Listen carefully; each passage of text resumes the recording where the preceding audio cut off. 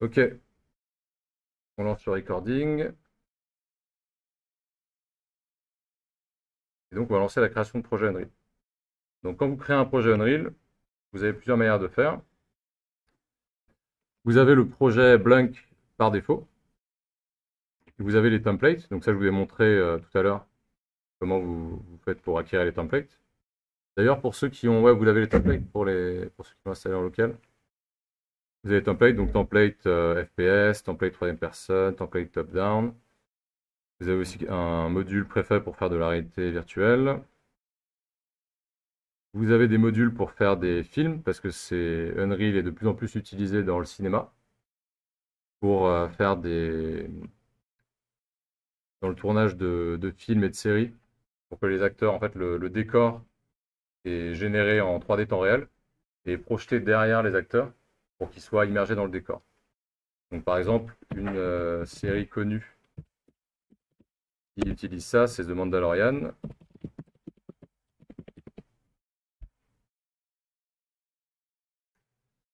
Et donc, pour vous voyez à quoi ça ressemble, voilà, les acteurs sont devant et derrière, il y a des écrans qui projettent la 3D temps réel générée par Unreal. Voilà à quoi ressemblent les studios.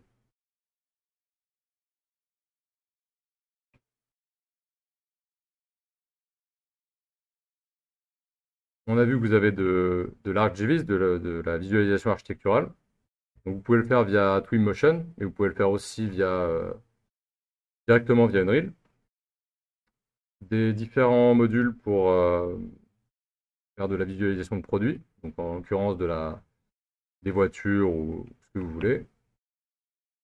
Et de la simulation, style simulation aérienne ou simulation plutôt basée sur la physique et ce genre de choses. Donc nous, on va commencer simple. On va faire un projet blank. En règle générale, quand vous apprenez à utiliser un logiciel, le mieux c'est d'apprendre déjà bien le fonctionnement par défaut du logiciel, donc sans ajout, sans choses comme ça. Et après, une fois que vous maîtrisez ça bien, d'ajouter des choses. Donc on va l'appeler, je vais l'appeler séance 1, mon projet.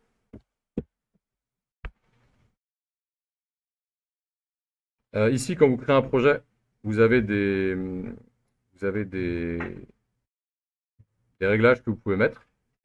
Donc nous, on va rester en blueprint, puisque a priori, vous n'avez pas trop des profils de codeurs, donc on ne va pas trop aller fouiller dans le code derrière. Mais vous pouvez passer en C++ pour avoir accès au code source. À noter que si vous faites ça, vous avez besoin d'installer, donc je vous le dis si jamais à un moment vous voulez développer et que ça vous intéresse, vous avez besoin d'avoir un éditeur de code installé sur votre ordinateur. Donc en l'occurrence, un qui fonctionne bien avec Unreal, c'est Visual Studio. Donc Visual Studio 2022. Moi j'ai Visual Studio Code installé, c'est autre chose. Ce que vous voulez avoir, c'est Visual Studio 2022.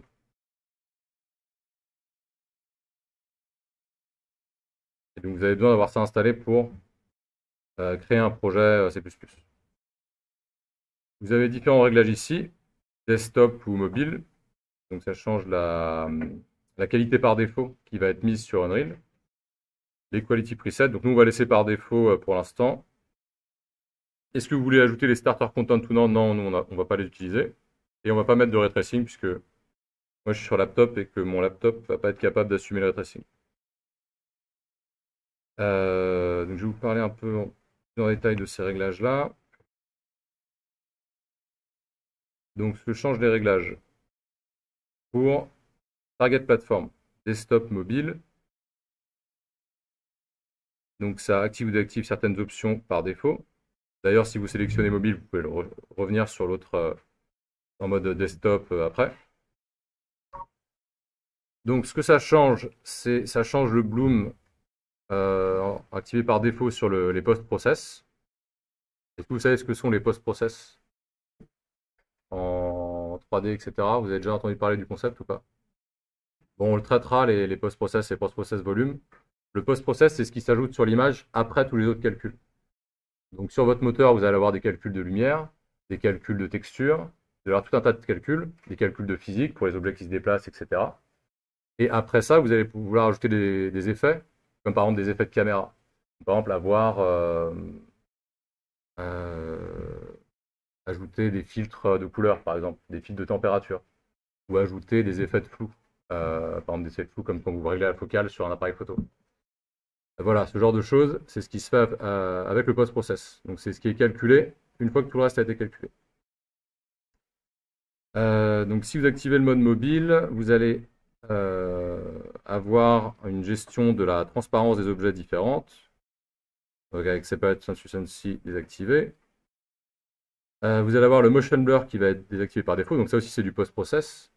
Le motion blur, qu'est-ce que c'est? C'est quelque chose qui ajoute un effet de flou quand vous bougez la caméra, qui sert à lisser un peu l'image, mais qui peut parfois rendre aussi très très mal si utilisé dans un mauvais contexte. L'ambient occlusion qui va être désactivé aussi par défaut. L'ambient occlusion, qu'est-ce que c'est? Ça vous ajoute des petites ombres dans les interstices des objets.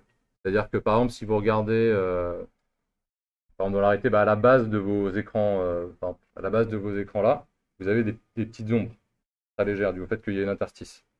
Par exemple, sous vos claviers. Si vous voulez reproduire ça en 3D, ça demande trop de calcul pour reproduire la petite ombre qui est juste en dessous du clavier. Donc pour ça, on utilise de l'ambient occlusion. On verra aussi après dans le cours, qui est un système qui permet de simuler cette ombre qui est dans les petites interstices pour ne pas avoir à la recalculer à chaque fois. Et l'anti-aliasing est désactivé. Est-ce que vous savez ce que c'est que l'anti-aliasing? Ouais, non. Anti-aliasing, c'est ça. L'aliasing plutôt, on va recommencer. Aliasing. En fait, sur votre écran est fait de pixels. Et ce qui en français, on dit le crénelage. Ça vous dit rien.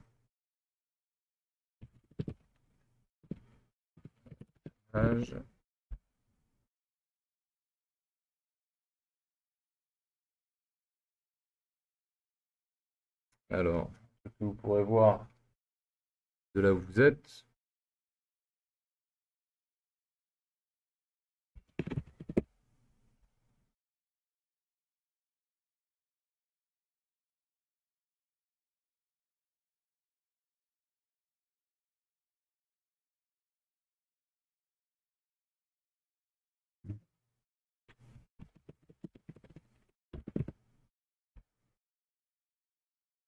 En gros, bon, je vais déjà vous parler de la théorie, après je vais voir si je trouve un exemple, une image où on le voit bien. En fait, votre PC est fait de pixels. Donc si vous affichez la différence entre deux couleurs, les pixels, c'est comme une grille d'un tableau, quoi. Et donc en fait, vous allez voir la grille du tableau. Donc vous allez voir ce genre de choses, un crénelage, quoi, comme des crans d'un couteau, quoi. Qu'on appelle ça aussi, ça, les crans d'un couteau à pain, par exemple, ce genre de choses. Et donc ce que fait le crénelage, c'est qu'il va calculer une sorte de lissage en faisant des nuances de couleurs entre la bordure de différents objets. Et donc, par exemple, si vous avez des formes, souvent sur des formes arrondies, vous allez le voir. Bon, là, je ne sais pas si c'est très probant ici. Le meilleur exemple que je trouve là. Vous voyez ici sur la lettre, ici c'est beaucoup plus lisse que là. Vous voyez, l'écran lié aux pixels de l'écran. En plus, on voit bien les pixels là, donc on voit que ça fait une grille. Et donc, ça calcule un lissage des couleurs pour donner un effet de lisse. Voilà.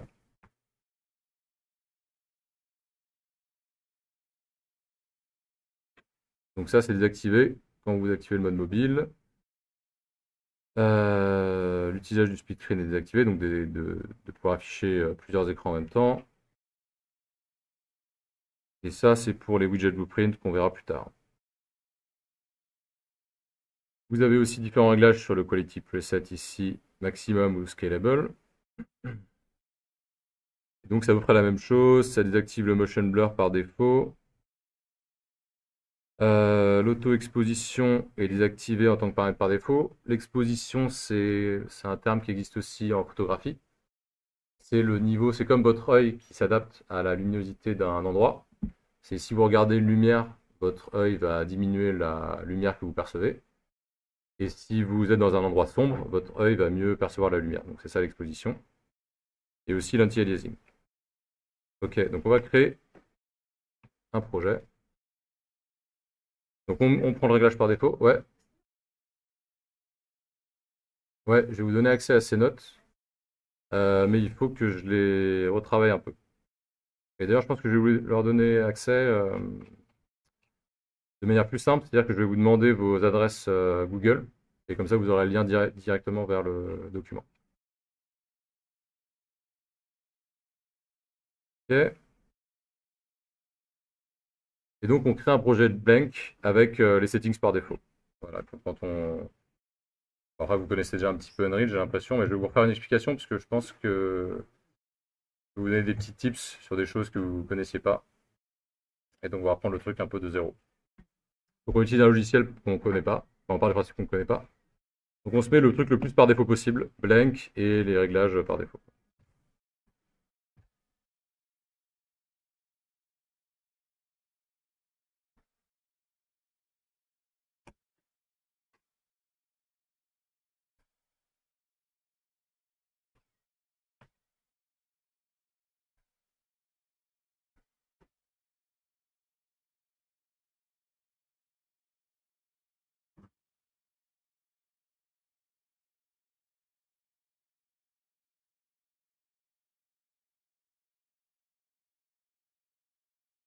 Et aussi, essayez de retenir l'endroit où vous avez créé votre projet, puisque vous serez amené à y revenir dessus certainement aux prochaines séances.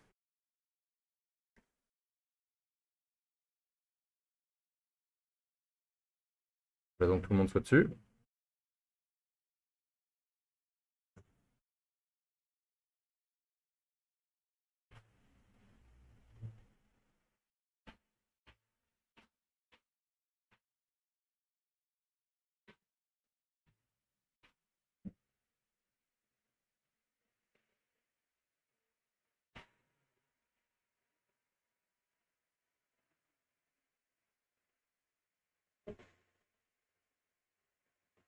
Ok, c'est bon, tout le monde est dessus?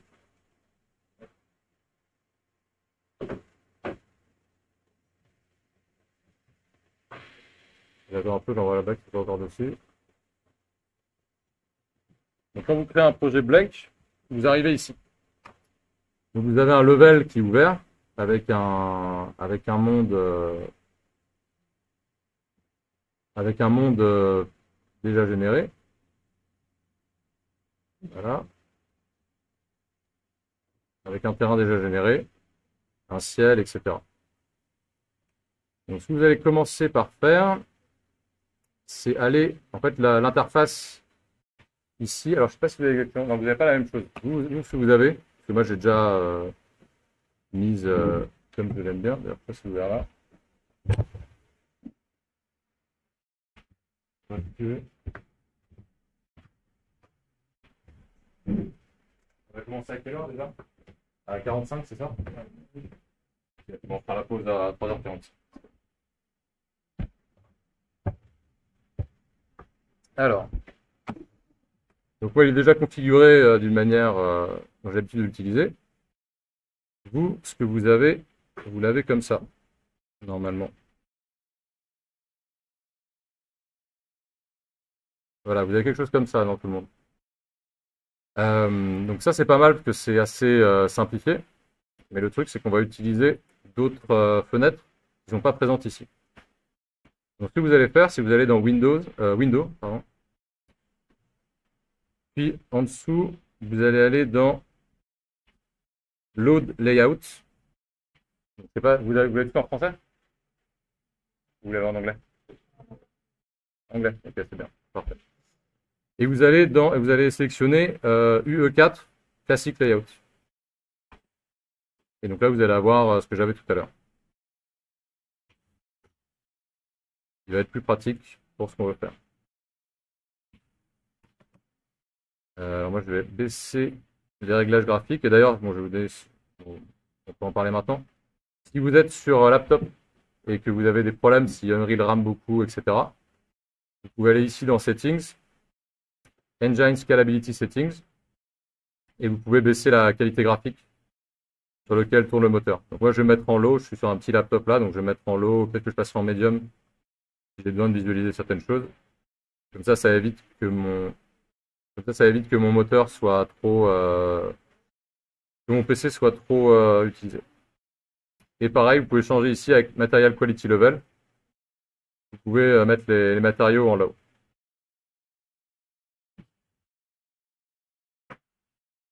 Donc, une fois qu'on a réglé, donc, ce que vous pouvez faire aussi, c'est qu'après, donc, vous pourrez ajouter des fenêtres, placer des fenêtres à des endroits qui vous intéressent, etc. Et donc, vous pourrez sauvegarder vos layouts. Donc, vous pouvez faire Save Layout As ou Export Layout si vous voulez l'amener à un autre projet.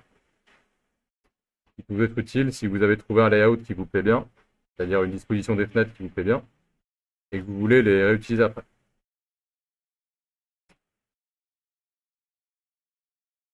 Ok, donc je vais vous présenter un peu en détail les différentes fenêtres.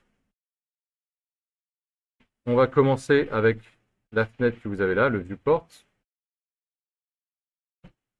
Il y a plusieurs options. Donc c'est là où vous pouvez voir ce qu'on appelle les actors dans Unreal, c'est-à-dire les objets 3D et les différentes fonctionnalités que vous mettez dans Unreal. Donc ici, j'ai un terrain déjà créé et divers acteurs pour créer de la lumière, etc. Donc vous avez plusieurs menus en haut de votre fenêtre de viewport. Donc on va commencer, on va regarder un peu les fonctionnalités principales ou celles qui nous sont utiles pour, pour l'instant. Donc vous pouvez afficher le framerate de votre viewport ici, donc en activant Show FPS. Donc là moi je suis à 60 FPS, donc frame per second, c'est-à-dire image par seconde. Puisque quand on fait de la 3D, en fait on fait de la 3D, ce que ça fait, c'est que ça dessine des images qui sont assemblées les unes après les autres à la suite, comme sur les vieilles caméras où ça fait image par image, et c'est le défilement des images qui vous fait, qui vous fait une illusion de mouvement. Ça fonctionne pareil pour la 3D. En gros, ce que fait le moteur, c'est qu'il dessine une image à chaque, en l'occurrence chez moi, à chaque 60e de seconde. Et l'idée, c'est d'avoir le plus haut framerate possible. Qu'est-ce que vous pouvez changer le field of view, le champ de vue de la caméra, c'est-à-dire l'angle de vue de votre caméra, qui par défaut est à 90. Et vous pouvez le varier, vous voyez, pour avoir un angle de vue différent. Par exemple, ici, j'ai un effet fisheye, d'angle de vue différent.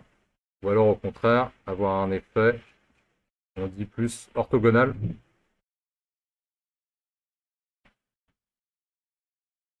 Quand je m'approche de 0. Je vais rester sur 90 et on va rester sur 90 la plupart du temps. Viewplay n'a pas trop d'intérêt. Ça non plus.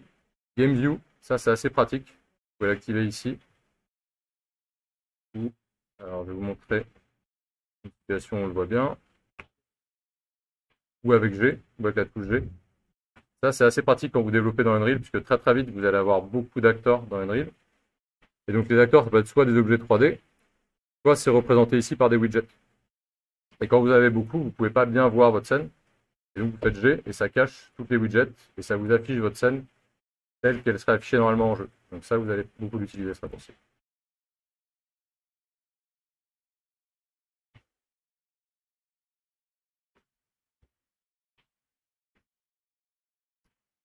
Euh, pour l'instant, c'est tout ce dont on a besoin.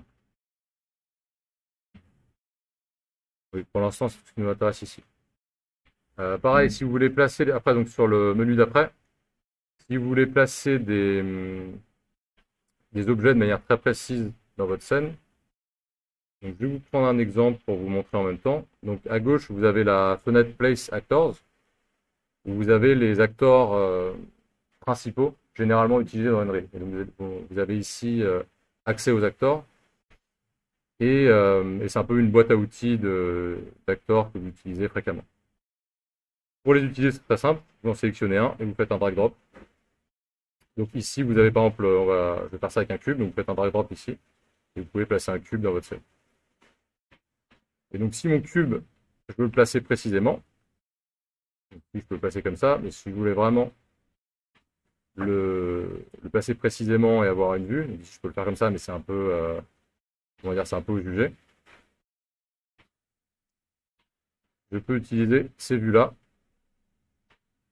Il me donne qui me donne une vue comme comme du papier millimétré, quoi, qui me permet de placer ce que je veux précisément. Donc là, voilà, je suis sur. Après, il faut comprendre ce qui est affiché. Donc là, c'est-à-dire que là, ce qui est affiché, c'est mon décor. Et donc je le vois en wireframe, pareil, je vais vous en parler ça juste après, en ce qu'on appelle en mesh. Et vous voyez ici, je peux placer mon cube très précisément pour le mettre comme je veux. Donc, par défaut, ils vous mettent en wireframe. Vous pouvez le changer après, je vais vous en parler aussi. Front, back, etc. Vous avez accès à toutes les perspectives. Euh, Donc là, vous avez, oui, donc, vous avez accès aussi au Cinematic Viewport. Ça, je ne sais pas si on va le traiter dans le cours, on verra. Parce que dans Unreal, vous pouvez aussi l'utiliser pour faire des jeux, mais vous pouvez aussi créer des cinématiques. Et, euh, et donc, ça vous permet de prévisualiser ce que votre scène va donner dans votre cinématique. Pour l'instant, on ne va pas l'utiliser. On va passer au menu suivant. Donc là, ici, vous avez l'éclairage standard, lit, donc c'est-à-dire que vos objets réfléchissent vos sources lumineuses de manière standard. Unlit, en dessous, si vous changez, c'est vos objets sont affichés dans leur couleur par défaut, sans les effets de lumière qui leur sont ajoutés après. Wireframe, c'est vos objets 3D sont affichés en mode fil de fer, aussi appelé en mesh. Vous voyez seulement les points qui forment vos objets.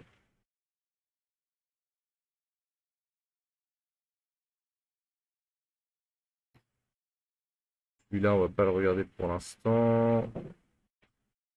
Celui-là non plus.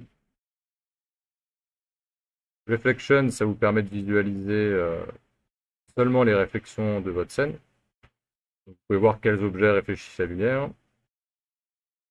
Par exemple, ici, c'est à l'ombre, donc il n'y a pas de réflexion de lumière. Le reste réfléchit la lumière qui vient de mon ciel, etc. Player Collision pour visualiser les collisions. Pareil, on parlera des collisions dans le cursus. Les collisions que votre joueur peut faire avec les objets de votre scène. Visibility Collision, c'est pour les collisions de votre caméra. On en reparlera plus tard. Et le reste est plus technique et on en reparlera si jamais on en a besoin pour des éléments précis du cours. Vous pouvez masquer ou afficher certaines choses, certains éléments de votre scène avec le menu suivant. Est-ce qu'il y a des choses ici qui sont intéressantes à masquer? Par exemple, si je masque les static mesh,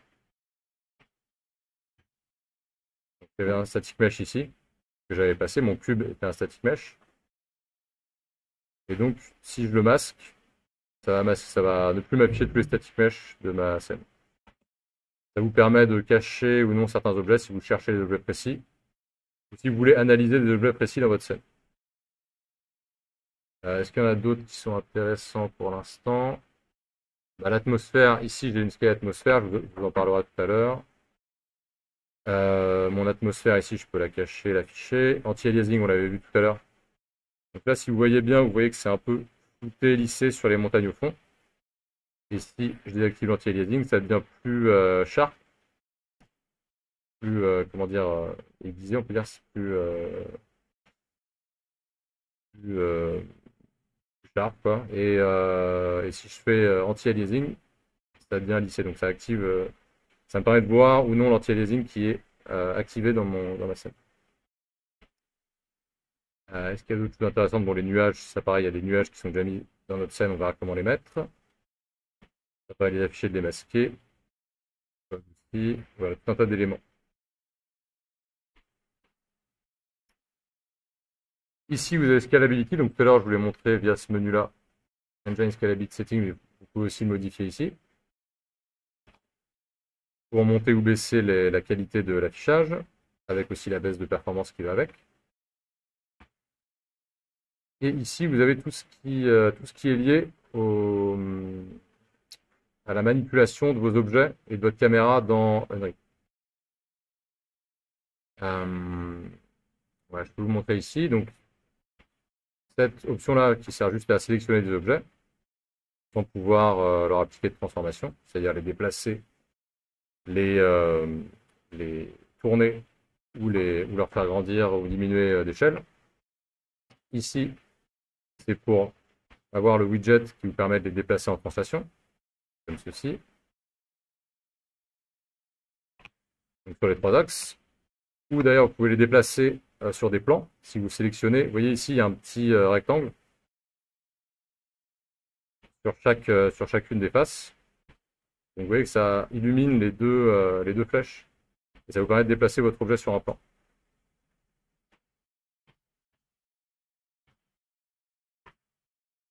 Ça peut être pratique dans certains cas. Et à l'inverse, vous pouvez sélectionner le point au milieu si vous voulez déplacer l'objet sur le plan qui est en face de vous par rapport à votre position de caméra.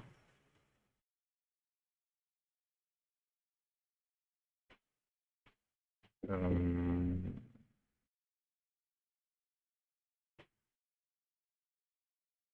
voulez dire autre chose là-dessus? Non, bon, c'est bien après. Pour les rotations, ça fonctionne pareil. Vous avez des widgets qui vous permettent de tourner l'objet sur les trois axes.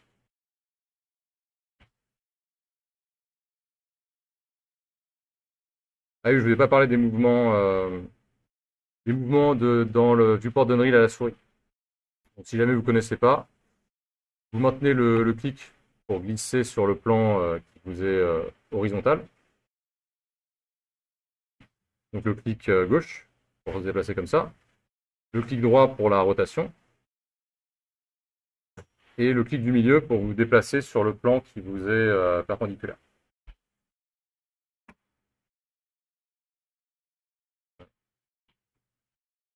Si vous ne saviez pas. Donc vous pouvez faire des rotations comme ça.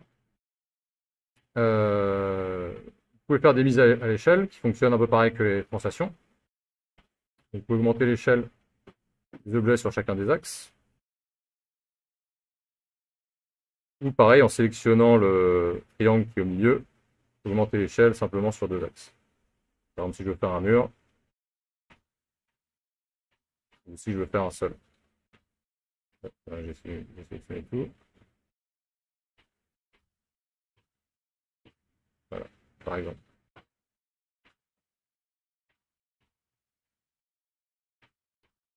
Et comme tout à l'heure, vous pouvez aussi sélectionner le point blanc au milieu pour modifier la totalité de l'échelle de l'objet.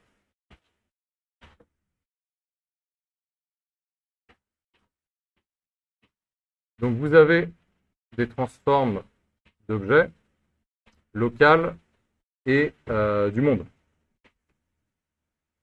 Donc votre objet ici, il a des coordonnées. Donc là, il se déplace par rapport aux coordonnées du monde. Donc si je cherchais le 0, 0 du monde, je vais en mettre un autre. Par exemple ici, je vais le mettre à la position 0, 0, 0. Ça, c'est un truc que vous retrouvez en général dans la 3D. Et ici, vous avez le repère du monde, donc c'est-à-dire de mon level. Donc, vous avez le point 0, 0, 0, et vous avez l'axe Z en bleu, qui représente la hauteur, l'axe Y ici, et l'axe X ici. Et donc mon objet là, donc mon autre cube, là je le déplace par rapport à ces coordonnées-là, par rapport à ces axes-là. Donc là il est parallèle à ce Y là, l'autre à l'autre X, et celui-là au Z. Mais un objet, il peut avoir ses propres coordonnées. D'ailleurs, tous les objets ont leurs propres coordonnées. Donc pour passer sur les coordonnées propres de l'objet, je clique ici. Et ça me permet de switcher sur ces coordonnées propres et de le déplacer selon ce système de coordonnées-là. Et après, si je veux le redéplacer en monde, je peux le rechanger. Et ici, je peux le redéplacer en monde. Ou le retourner en monde.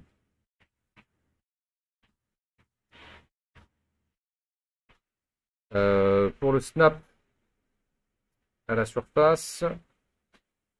Alors, je vais plutôt aller vous le montrer. À un endroit où la surface n'est pas plane.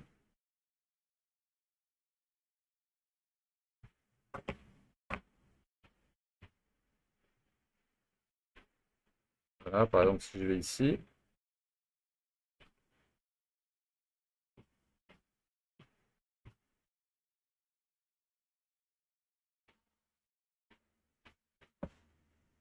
Donc là, ici, quand je place un objet, il va se coller à la surface. La surface la plus proche qu'il détecte.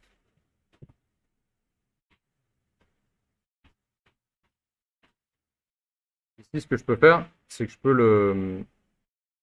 peux changer le réglage pour que l'objet prenne l'angle de la surface sur laquelle il se met.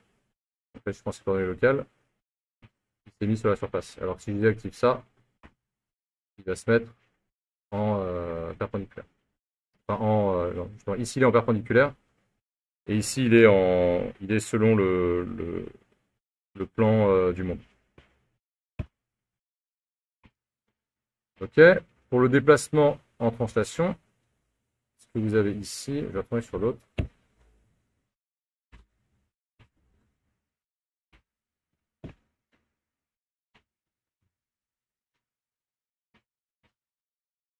Donc ici, vous avez un pas. C'est-à-dire qu'à chaque fois que je déplace mon objet, donc j'ai cette grille-là qui est activée. Et ça veut dire que mon objet va se déplacer à chaque fois de la valeur qui est affichée là. Donc là, par exemple, je vais donc voir les coordonnées de l'objet qui sont affichées ici. Donc je vous présenterai cette interface-là plus en détail après. Là, je mets en... On va prendre celui qui était en 0,0. Comme ça, on verra bien la différence. Et donc à chaque fois que je le déplace sur un des axes, ici, donc ça, c'est pour la translation, il va se déplacer de 10 en 10. Si je change la valeur qui est ici, il va prendre le pas de la valeur qui est affichée là. Donc là, il va déplacer de 50 en 50, etc., etc. Ce qui est pratique si vous voulez placer des objets et vous savez à peu près comment vous voulez les déplacer avec une mesure précise. En règle générale, ça va plus vous déranger qu'autre chose de fonctionner comme ça. Donc on va désactiver ça et vous allez pouvoir les placer tels que vous voulez. Donc là, c'est lissé et vous voyez, j'ai plus un pas de 10 ou de quoi que ce soit. Même chose pour la rotation. Ici, je passe en rotation. Là, c'est activé, donc je me déplace de 10 en 10 en rotation. Mais, ou alors, je peux changer ici la valeur pour me déplacer de 15 en 15, par exemple. Mais très souvent, on va désactiver ça, parce que ça va plus nous gêner qu'autre chose. Donc, vous désactivez ici. Et vous pouvez tourner vos objets comme vous le voulez. Et pareil pour la mise à l'échelle. Donc là, je demande de 0,25 en 0,25.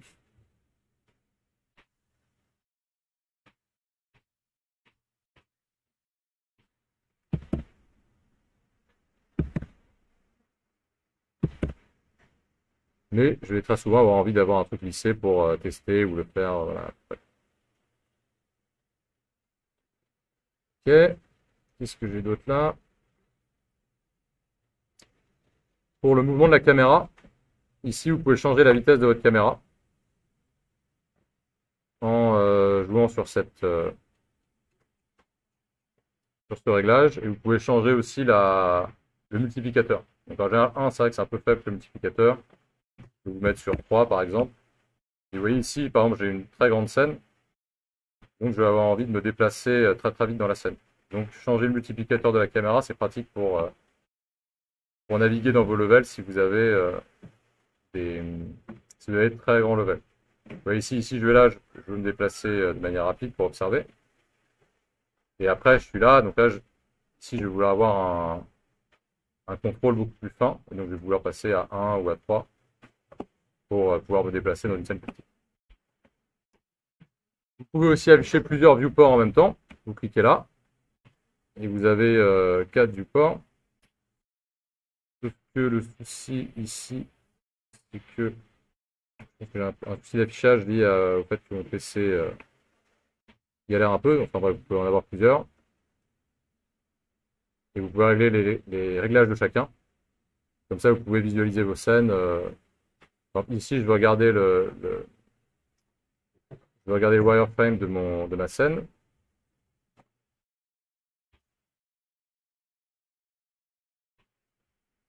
Je le mets comme ça, et ça me permet de visualiser de différentes manières ma scène à chaque fois. Euh,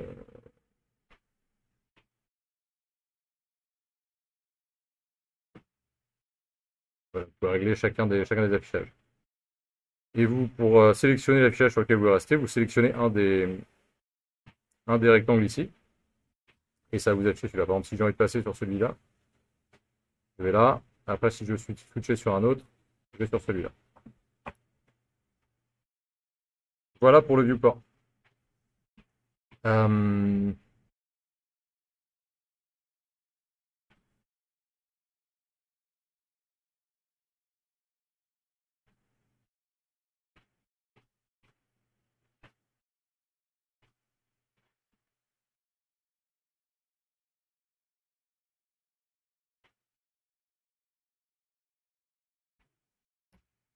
Ok.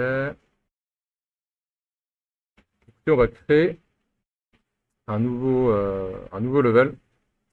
Parce que là, on a déjà des choses qui sont présentes. Et nous, ce qu'on va voir, c'est comment créer quelque chose de zéro. Et donc, pour ça, on va regarder ce qu'il y a en dessous, qui s'appelle le Content Browser.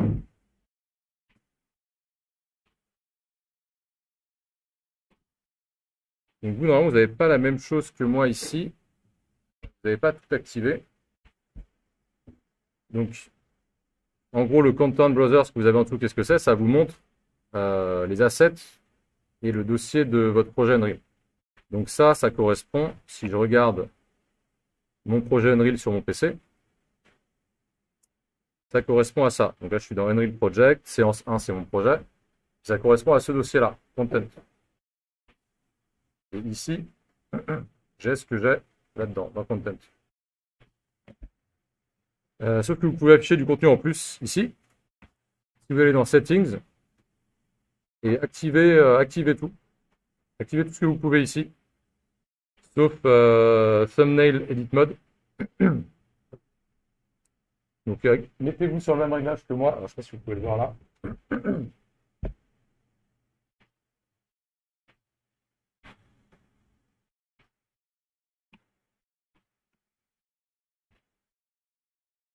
Mettez-vous sur la même chose. Show folders. Ça va pas la peine.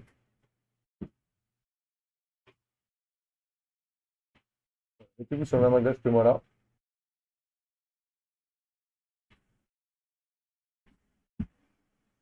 Est-ce que vous voyez tous le dossier Engine?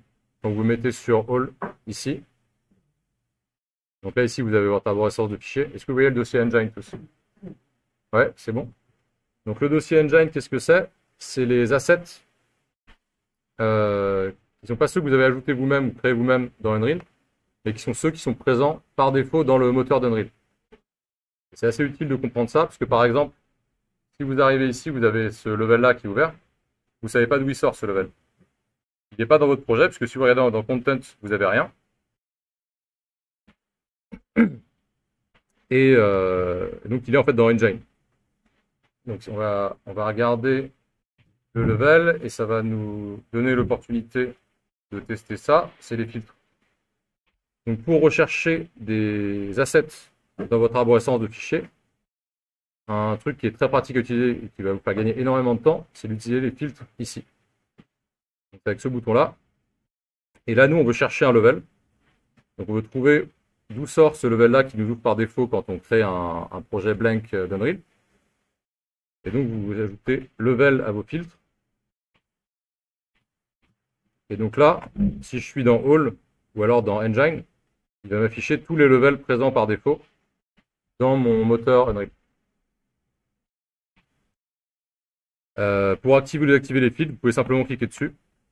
Donc l'idée, c'est qu'après, vous pouvez avoir plein de filtres. Un filtre pour les matériaux, un filtre pour les static mesh. Et si vous cherchez des objets rapidement, ça va vous faire gagner énormément de temps si vous utilisez ça. Par exemple, ici, voilà, je cherche dans Engine. J'avais vu un static mesh qui m'avait intéressé, mais je ne sais plus lequel c'était. Je peux regarder ici. par exemple un static mesh qui permet de tester des matériaux. Je regarde la liste rapidement.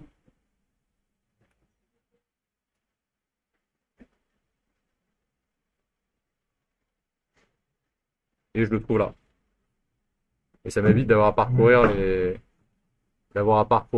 tous les dossiers d'Unreal. Donc ça, si vous voulez faire du Unreal sérieusement, ça va être quasi obligatoire de l'utiliser. Et ça vous fait gagner énormément de temps. Donc là, on peut voir dans les levels, et on voit qu'en fait, celui-là, c'est Open World. Donc, vous pouvez l'ouvrir, et ça va vous ouvrir la même chose, quoi. Donc, c'est celui-là qui vous charge au début quand vous lancez Unreal. Pourquoi il vous charge celui-là? Où est-ce que c'est indiqué? C'est indiqué dans les settings de projet. Donc, sur Unreal, vous avez deux principaux menus de settings auxquels vous accédez ici dans Edit, Editor Preferences ou Project Settings, ou alors ici dans Settings, à droite, Project Settings pour Project Settings. Editor Preferences, non, Editor Preferences est que accessible depuis ici. Donc nous, on va ouvrir Project Settings. Et dans Project Settings, ici, j'ai un onglet, un sous-menu Maps and Modes. Et c'est dans ce sous-menu, donc ici, là, Project Settings, Maps and Modes. Et c'est dans ce sous-menu-là qui est indiqué le level qui va être ouvert quand je vais lancer Unreal. Donc là, c'est ici qui est indiqué le projet Open World de l'engine, donc de Unreal Engine, qui est présent par défaut et qui m'ouvre. Après, on changera ce réglage après.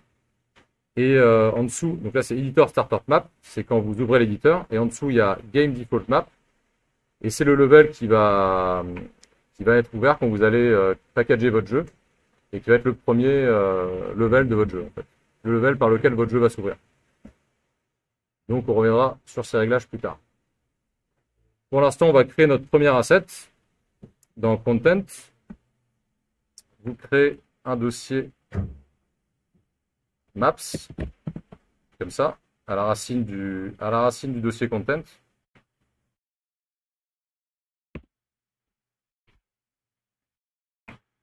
Et pour créer un asset, vous faites simplement clic droit ici. Et vous pouvez sélectionner level, ou alors vous pouvez sélectionner, taper le nom d'asset. Ça, ça va être très pratique. Vous pouvez taper level et vous avez accès directement à tous les assets qui ont le nom level dans leur nom, qui ont le mot level dans leur nom. Donc, je vais créer un blueprint ici, voilà, je vais un blueprint comme ça. Donc, on va créer notre premier level et on va l'appeler level 1 tout simplement. Level underscore 1. Et vous pouvez l'ouvrir.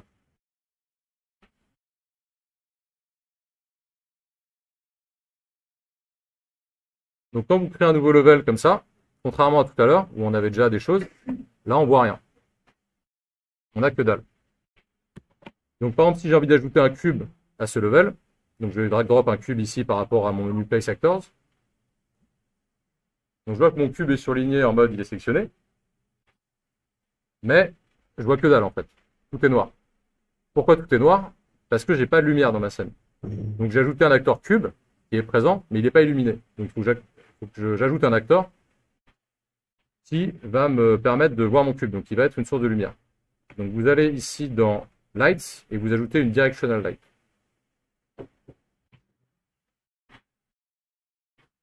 Et là, vous pouvez voir votre cube. Et vous pouvez voir que vous n'avez rien d'autre. Donc qu'est-ce que c'est qu'une Directional Light qu'on a ajoutée là? Donc contrairement, bon, on verra les autres lumières après. Une Directional Light, c'est une lumière qui simule une source lumineuse qui est à l'infini, ou qui est assimilée comme étant à l'infini. En règle générale, c'est le soleil. Donc comme on va faire beaucoup de scènes et que, enfin, dans Unreal, si vous pratiquez Unreal, vous allez faire beaucoup de scènes, et que très souvent ces scènes vont être en extérieur, ou de jour, vous allez voir simuler le soleil, et les Directional Lights, c'est ce que ça fait. puisque le Soleil est à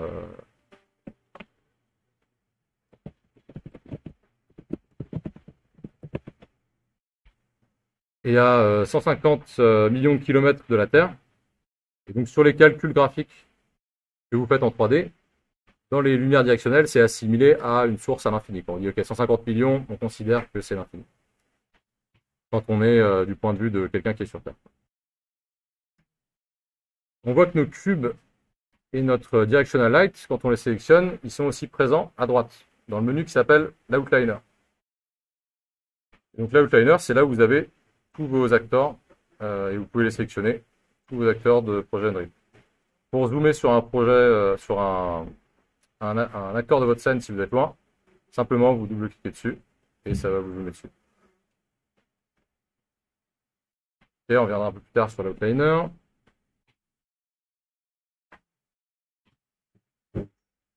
Qu'est-ce que je vais vous dire là-dessus?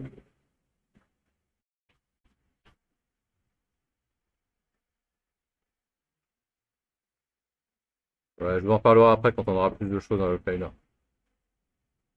Le Content Browser, ça je viens de vous en parler.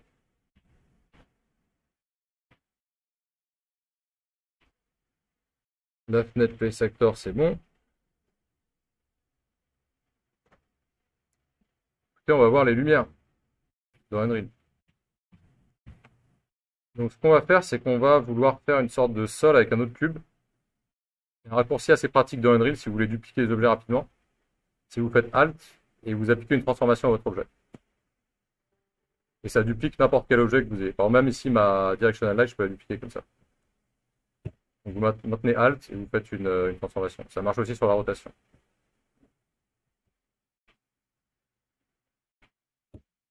Ou la mise à l'échelle.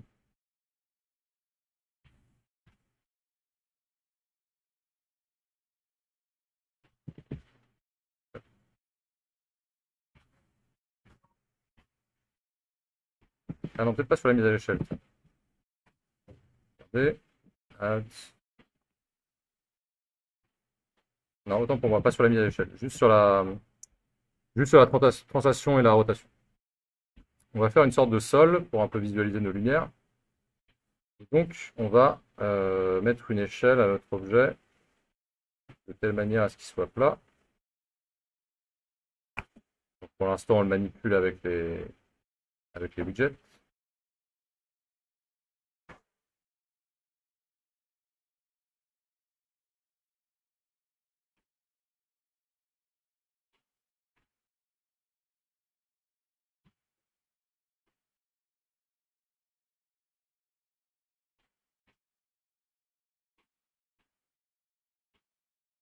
Et vous laissez un autre cube pour un peu voir voilà, les différents effets d'éclairage.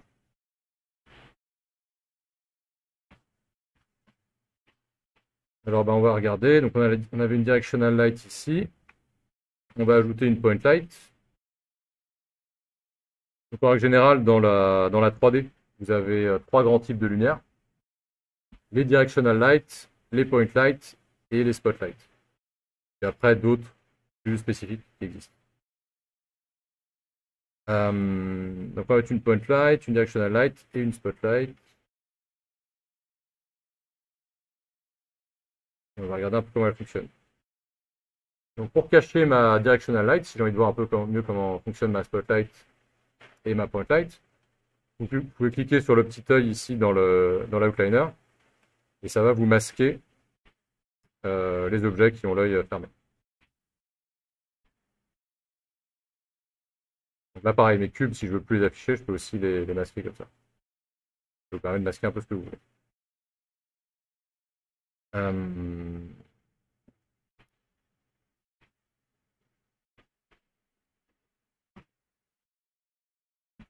Donc dans Unreal, si vous regardez ici, quand vous sélectionnez un objet, vous avez une fenêtre en dessous, un onglet Details. Et cet onglet change pour chaque objet que vous sélectionnez. En haut de l'onglet Details, vous avez ici donc, votre transform pour votre objet. Donc, ça représente ses coordonnées relatives ou monde, on verra après relatives. Donc ici, elles sont toutes en relatif par défaut. Mais comme son parent, c'est le monde, en gros, c'est ses coordonnées monde. Donc là, j'ai ses coordonnées par rapport au 0. Donc si je veux les remettre ici, je peux le remettre en 0, 0, 0. Et vous pouvez changer les coordonnées à la main. Comme ça. Pareil pour la rotation, vous pouvez aussi le modifier en faisant un drag drop sur la valeur.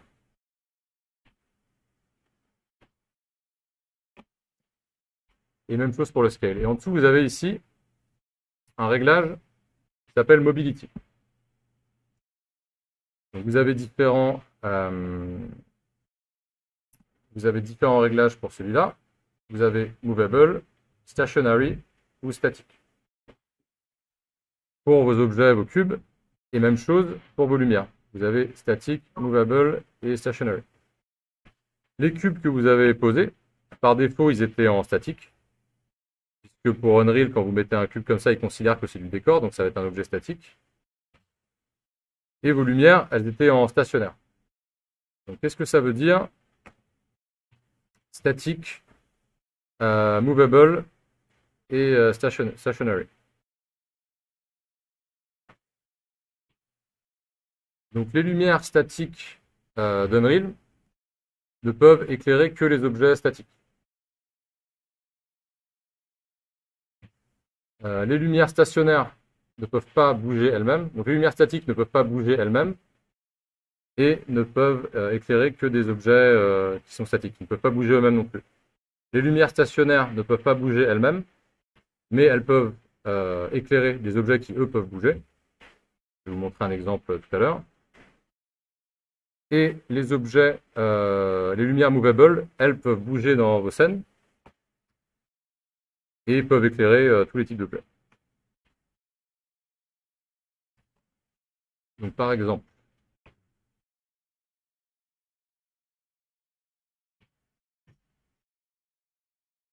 je vais vous lire une description un peu plus précise ici. Les lumières stationnaires sont conçues pour offrir un compromis entre les lumières statiques et les lumières movable, permettant à certains aspects de l'éclairage, comme l'éclairage direct, de changer tout en gardant d'autres aspects, comme l'éclairage indirect dans certaines circonstances, l'éclairage indirect précalculé. Avec Lumen, la distinction entre l'éclairage direct et indirect devient moins critique. Et donc ça, je vous parlerai aussi de Lumen après. Puisque, et je pense que ça peut être pas mal que je vous en parle maintenant, en fait, dans votre projet, par défaut, et c'est le nouveau système d'éclairage d'Unreal, vous avez Lumen qui est activé. Si vous allez ici, dans Project Settings, et que vous cherchez Global Illumination, ici vous avez Dynamic Global Illumination Method, Lumen. Et Lumen, c'est un système qui permet de gérer de l'éclairage stationnaire et dynamique de manière très très optimisée. Donc en règle générale, dans Unreal, vous allez travailler avec Lumen, puisque c'est le nouveau système, qu'ils mettent en avant. C'est pour ça que par exemple quand vous créez un projet, vous avez Lumen activé par défaut. Mais pour bien comprendre cet aspect de statique, stationnaire et movable, on va mettre None. On va mettre Dynamic Global Illumination Method, on va mettre None.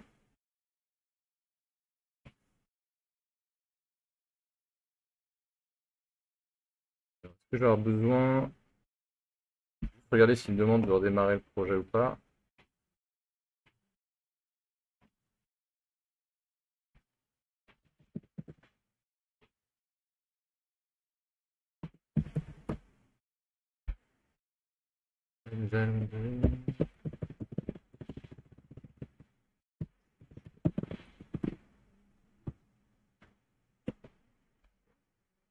Ouais.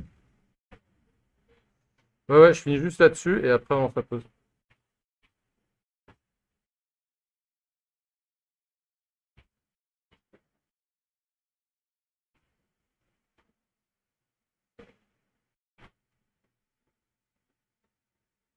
Voilà, je suis là. Et ici, Forward shading. Non, c'est bon, je leur démarre.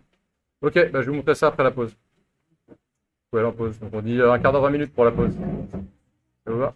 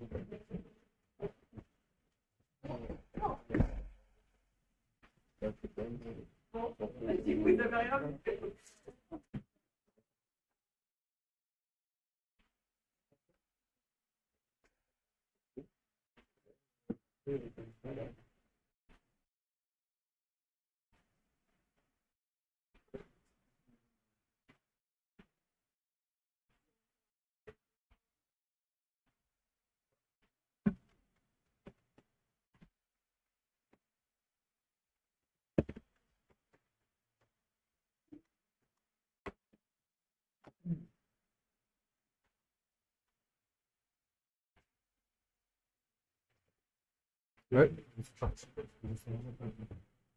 Ok, ça marche.